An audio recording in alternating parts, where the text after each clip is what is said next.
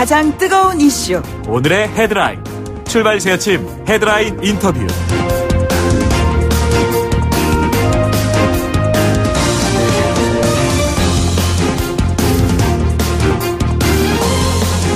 네, 여러분, 인플루언서라고 혹시 들어보셨습니까? 최근 SNS나 유튜브에서 큰 유명세를 얻고 있는 사람들을 일컬어서 흔히 인플루언서라고 부릅니다. 인플루언스, 이렇게 영향을 주는 사람서, 이렇게 되는 것 같아요. 도대체 이분들의 영향력이 어느 정도인지, 만약에 부작용이 있다면 또 어떤 것들이 있는지 전문가를 모시고 자세한 이야기를 좀 나눠보도록 하겠습니다. 인플루언서 산업협회 준비위원장 맡고 계시는 김현성 디지털 사회혁신연구소장 나오셨습니다. 소장님 안녕하십니까? 네, 안녕하세요. 김현성입니다. 예, 일단 용어의 정의 먼저 좀 간단하게 여쭤봐야 될 것 같습니다. 인플루언서라는 용어, 이게 예전에 사실 없었던 우리 사회에서 단어가 아니었나 싶은데 요즘엔 굉장히 많이 언급되고 있는 것 같아요. 그렇죠. 한 이제 3년, 4년 전 정도 쓰여진 것 같아요. 네네. 그러니까 이제 파워 유튜버, 파워 블로거, 거기까지는 좀 많이 들었던 것 같습니다. 다 들어보셨죠, 이런 거. 근데 이제 이런 부분들을 이제 통칭하는 차원에서 말이 좀 필요하다라고 생각했던 것 같아요. 네네. 그래서 이런 사람들을 통칭하는 말로 이제 인플루언서라는 말이 만들어졌고, 근데 여기서 이제 가장 중요한 것은 단순히 팔로워가 많다. 이게 아니라 이 사람들이 직접 뭔가 제작을 하고 직접 어떤 생산을 하고 컨텐츠 생산 능력이 있는 사람들을 인플루언서라고 한다. 그래서 이제 어떻게 보면 아날로그 상에서의 영향력과 디지털 세계에서 영향력을 좀 분리해서 보는 거죠. 아, 그게 어떻게 분리가 되죠? 그러니까 예를 들면 이제 김호성 앵커님 같은 경우는 아날로그에서는 영향력이 좀 있으신 거잖아요. 영향력이 있겠어요. 말씀하시면 굉장히 지금 여기 방송하시면 굉장히 이제 많은 분들이 영향을 받고 그러지 않습니까? 그렇지만 또 디지털에서 이게 예를 들면 개인의 SNS나 소셜 미디어를 통해서 얘기를 했을 때 좀 다르지 않습니까? 팔로워 수나 구독자나. 물론입니다. 그렇기 때문에 이건 좀 다르다. 그래서 디지털 안에서의 영향력을 가진 사람들을 통칭해서 인플루언서라고 부르자라고 해서 이제 만들어지는 용어 같아요. 그 영향력의 정도가 한 어느 정도입니까? 이게 일단은 모바일 세계 자체가 현재 우리 여론을 상당히 많이 주도한다고 하지 않습니까? 쉽게 보면 최근에 인플루언서가 이 어떤 회사로부터 한 3,000개 정도의 샘플을 받았어요.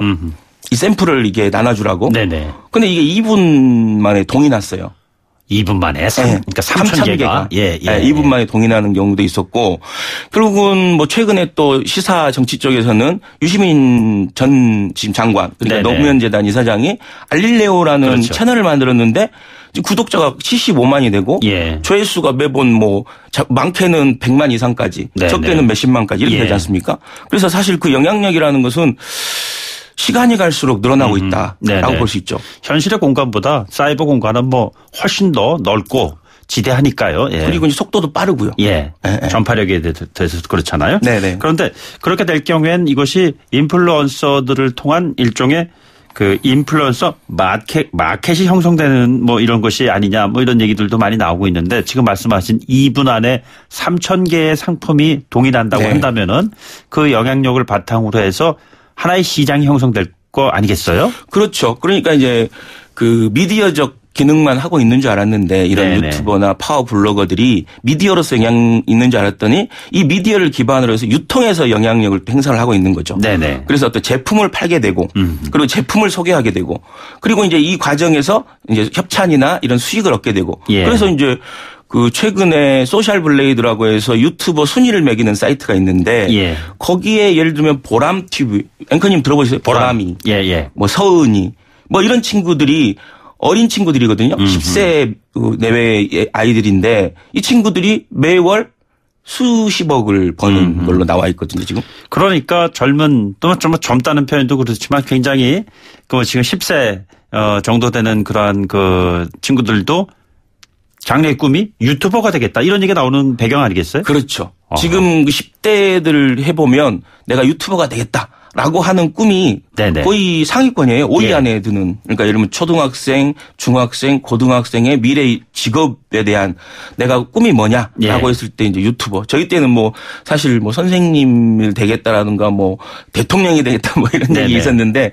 요즘에는 이제 그런 건 많이 없어진 거죠. 그래서 그런죠. 그 조금 전에 언급하신 몇 개의 이제 그 유명 그 유튜버들 그 이름도 언급하셨습니다만 인블리라는 뭐 지금 최근에 이제 그 뉴스상에서도 많이 좀 등장을 했었는데 이 패션 브랜드로 이름을 날렸는데 이 인블리라는 그런 하나의 마켓에서 소비자들이 불만을 제기했고 그것이 이제 네티즌들의 상당한 그 영향을 좀 미쳤던 것 같아요. 그렇죠. 예. 그러니까 이분도 결국은 이제 인스타그램을 네네. 기반으로 해서 유명해진 분이에요. 그래서 예. 지금 인스타그램 팔로워가 한 85만 정도 되거든요. 네네. 그래서 이분이 이제 글을 올리면 뭐 수만 명이 좋아요를 누르고 이게 공유를 하고 뭐 이런 부분이거든요. 근데 예. 이걸 기반으로 해서 이제 상품을 팔고 살펴되고 네네. 처음에는 패션 상품만 팔았어요. 예. 그러다가 이제 나중에는 이제 F&B라 그래서 본인의 이제 그 이름을 건 회사를 만든 거죠. 부건 예. 이제 남편이랑 해서. 네네. 그래서 이제 그 판매하는 과정에서 제품에서 이제 문제가 생긴 거거든요. 네네. 그러니까 이제 호박집에서 곰팡이가 이제 그 입구에서 생겼다라는 거죠. 네네. 근데 그 당시에 저는 좀 아쉬운 게 이걸 예를 들면 인정을 하고 제품 판매를 그만뒀어야 되는 예, 거거든요. 중단하고. 네, 예. 중단을 했으면 조금 지금 같은 상황이 안 됐을 텐데 계속 이제 버티기를 한 거죠. 네네. 이 부분에 대해서는 뭐 조치를 하지만 계속해서 판매하고 뭐 이게 사후 이 조치 같은 걸 이제 자꾸 하려고 그랬어요. 예, 예. 그러다 보니까 이제 그 나머지 것들이 다시 이제 드러나게 된 거예요. 네네. 그러니까 과거에 팔았던 무슨 여성용 백에 이 끈의 길이가 달랐다는 거예요. 여성용 백 중에 제가 이 명칭은 정확히 기억이 안 나는데 예. 오른쪽과 왼쪽에 이제 끈의 길이가 달랐다는 거예요. 네네. 그러면 잘랐어라. 뭐 이런 식의 답변을 하거나 좀 오만한 답변을 했던 것들이 과거에 했던 일들이 다시 이제 부상하게 된 거죠. 예, 예. 그러다 보니까 마지막에는 이제 사과문도 내게 되고 거의 지금은 본인 사과문 표현에 의하면 뭐 많은 분들이 떠났다라는 네네. 거죠 지금. 자, 그렇다면 인플루언서가 그 영향력을 바탕으로 한 마케팅, 그 마케팅의 순기능보다 때로는 역기능이 나올 수도 있다는 부분인데, 자, 이 부분에 대해서 우리들은 어떤 대처를 좀 해야 되는지 그런 것도 좀 중요한 부분이 아닐까 싶네요. 그러니까 이제 젊은 분들이 어떻게 보면 감당할 수 없는 예. 그러니까 이제 그런 개인들 SNS의 이용자들과의 신뢰를 바탕으로 한 건데 그런 감당할 수 없는 책임을 지면서 예. 결국은 이거에 대해서 이제 문제를 일으키게 되는 거죠. 네네. 그래서 보면 과거에 이제 그 우리 좀 고루한 얘기일 수도 있지만 그 이 선생님께서 이제 소년 등과라고 그러잖아요. 네네. 예, 너무 빨리 출시하고 너무 빨리 돈 벌고 이거에 예, 대한 예. 좀 이렇게 경계를 했지 않습니까? 네네. 그래서 이제 그런 부분에 대한 이제 어떻게 보면 부작용일 수도 있겠다. 그러니까 본인이 감당할 수 없는 짐을 지고 있는 게 아닌가라는 생각이 들고요. 네네. 특히 소셜 미디어 내에서 상품 판매와 관련돼서는 미국이나 이제 독일 같은 경우는 결국은 미국은 연방통신위원회 예, 예. 그리고 독일은 연방 미디어청 네네. 뭐 이런 데서 이제 자율 규제를 만들어요. 그래서 이제 상품을 판매했을 때 이 상품과 관련된 정확한 그러니까 홈쇼핑 정도의 네네. 소개가 필요한 거죠. 네네. 내가 이게 이제 광고다라는 걸 분명히 적시해야 되는 거고 내가 이 부분에 대해서 누구한테 협찬을 받고 하는 거다. 이걸 이제 고지를 하지 않으면 일종의 이제 규제를 좀 하려고 하는 이제 네네. 흐름이 좀 보이고 있습니다. 그러니까 사적 시장에서의 그 확장성을 공적 영역에서 나름대로 조절을 하는 그런 기능을 지금 가지고 있는 것이잖아요. 그렇죠. 근데 이것이 비즈니스의 세계에서 그렇다. 지금 한데 예를 들자면 정치권의 영역에서 최근에 있었던 패스트트랙 그 지정안 통과를 둘러싸고 굉장히 많은 유튜버들 네. 일종의 인플루언서들이 국회 현장에 와가지고 그것을 생중계하는 그런 상황이 있었어요. 자, 그랬을 때 이것이 예를 들자면 최근에 많이 언급되고 있는 가짜뉴스와 연관되는 사안으로서 영향을 준다고 했을 때 그것도 적지 않은 폐해가 우려되는 부분 아니겠습니까? 근데 이제 그 부분은 저는 이제 이렇게 생각해요. 맹커님도 기자 출신이신가요? 네네, 그렇습니다. 네. 그러다 보면 기자들이 속보 경쟁, 특정 경쟁 하시지 않습니까? 예, 예. 네. 그런 것처럼 지금 이제 인플루언서들도 이제 막 파워 유튜버나 이런 분들도 태동의 단계에서 뭔가 구독이나 좋아요, 조회수를 늘리기 위한 방식으로 네네. 결국은 속보나 일종의 특종이 필요한 거죠. 그렇죠. 그런 예. 과정에서 자연스럽게 일어날 수 있는 현상이 아닌가. 라는 생각이 들고요. 시간의 흐름 속에서 정화 기능을 발휘할 거라고 보시는 건가요? 그렇죠. 자정적인 역할을 할 수 있다라고도 보는 거고. 네네. 다만 저는 이제 사실관계가 다른 건 좀 다른 것 같아요. 예. 그러니까 이걸 예를 들어서 속보나 특종의 욕심을 가지고 현장에서 취재하는 것과 네네. 아예 사실관계. 예를 들면 최근에 이제 그 강원 지역에서 있는 산불 예. 문제와 관련돼서 대통령이 뭐 예를 들면 뭐 술을 마셨다. 네네.